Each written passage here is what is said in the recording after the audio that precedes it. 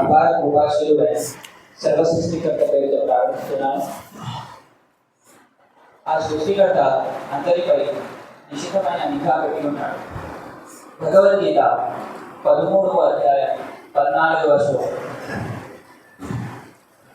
సర్వతః పాణిపాదం తత్సర్వతోక్షి శిరోముఖం సర్వతః శృతిమల్లోకే సర్వమావృత్య తిష్టతి.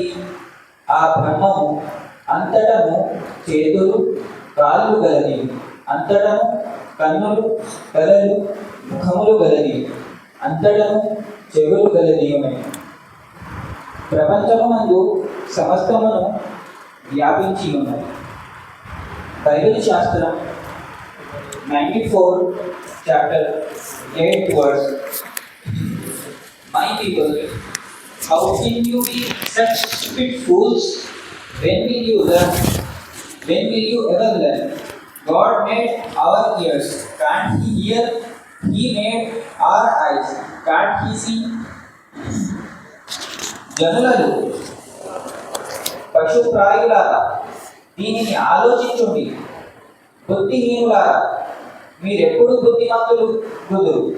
చెవులను కలుగజేసిన వాడు వినకుండా, కంటిని నిర్మించిన వాడు కానకుండా. అలాగే ఖురాన్ శాస్త్రం 42 చాప్టర్ 11 వర్స్.